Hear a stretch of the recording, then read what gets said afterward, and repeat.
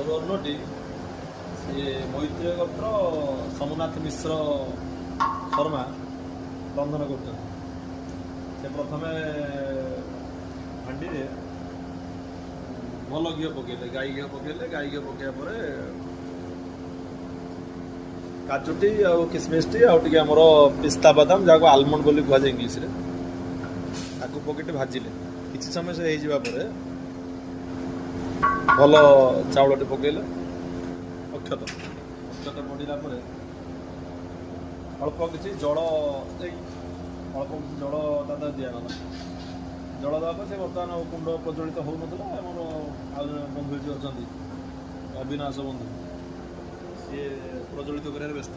ସେ ତାଙ୍କର ମାନେ ଘିଅ ଢାଳୁଛନ୍ତି। ଆଉ ଶୁଣିଥିବେ ଆପଣ, ଅଗ୍ନିରେ ଘିଅ ଢାଳିଲେ ସେ ପ୍ରଜ୍ୱଳିତ ହୁଏ, ଗାଁ ମାନଙ୍କରେ କୁହନ୍ତି। ଏଇଟା ଆସିକି ପ୍ରକୃତରେ ପ୍ରଜ୍ୱଳିତ କରୁଛନ୍ତି ଘିଅରେ, ନା ଅଗ୍ନିରେ ଘିଅକୁ ଢାଳି ପ୍ରଜ୍ୱଳିତ କରୁଛନ୍ତି। ସେ ରାନ୍ଧୁଛନ୍ତି। ଆଉ ଅଳ୍ପ ସମୟ ରହିଲାଣି, ପ୍ରାୟ ହେଇ ଆସିଲାଣି।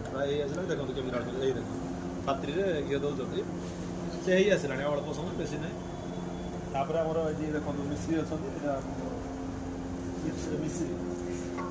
ମିସ୍ତ୍ରୀ ଅଛନ୍ତି ଏଠି। ଆଉ ଇଏ ମିସ୍ତ୍ରୀ ତାପରେ ପଡ଼ିବେ। ମିସ୍ତ୍ରୀ ପରେ ଆସନ୍ତୁ ଏପଟେ ଆସନ୍ତୁ। ଏଇଟା ଆମର ଏକ୍ଚୁଆଲି ହେମଦସ୍ତାର ହେବା କଥା, କିନ୍ତୁ କାରଣବଶତଃ ଯାହା ହଉ, ଏଇ ଶୁଦ୍ଧପୂତ ମନ୍ଦିର, ତେଣୁ ଇଏ ଗ୍ରାଇଣ୍ଡରରେ ଆମର କିଛି ଆ ଦେହରେ ବିନା ପିଆଜ ରସୁଣ ଗ୍ରାଇଣ୍ଡର, ଏଥିରେ ଆମର ଯାହା ସବୁ ଜଡ଼ିବୁଟି ମସଲା ତା କରାହେଇଛି। ଯାହା ଏଥିରେ ଅଛି କିଛି ଜାଇଫଳ ଅଛି, ଆଉ କିଛି ଜଡ଼ିବୁଟି ମିଶାଇ କରାହେଇଛି। ଆଉ ଇଏ ଆପଣ ଦେଖନ୍ତୁ, ଏଠି ଆମର ଲବଙ୍ଗ କିଛି ଅଛି। ଏଇଟା ପଡ଼ିଯିବ ଗୋଟା, ସେମିତି ଆଉ ଗୁଣ୍ଡ ହେବନି। କାରଣ ଏ ଗୋଟା ପଡ଼ିଲେ ପାଟିକି ଟିକେ ଯାହା ଲାଗିବ ସ୍ୱାଦ, ସେ ତାକୁ ଭଲ ଭାବରେ ଖାଇବ। ଗୁଜୁରାତି ଅଛି। ତାପରେ ସ୍ୱାଦ ଟିକେ ବଢ଼ିବା ପାଇଁ ଆମେ ଏଠି କିଛି ନେଇଯାଇଛୁ ଆମର ଚେରି ଟିକେ। ଏଇଟା ସ୍ୱାଦଟାକୁ ସେ ବୃଦ୍ଧି କରିବ। ଗୋଟେ ପାଟିରେ ଗାର ବାଜିଲେ ସେଟାକୁ ଖାଇବେ। ଏସବୁ ସମସ୍ତ ଦ୍ରବ୍ୟ ଆପରେ ପଡ଼ିଯିବ। ପଡ଼ିଗଲା ପରେ କ'ଣ ହେବ ନା, ସେଇଟା ଆମର ଅଗ୍ନିକୁଣ୍ଡରୁ ତାକୁ ଆମେ ତଳକୁ ନେଇ ଆସିବୁ। ଆଣି ତାକୁ ଘୋଡ଼େଇ ଦେବୁ।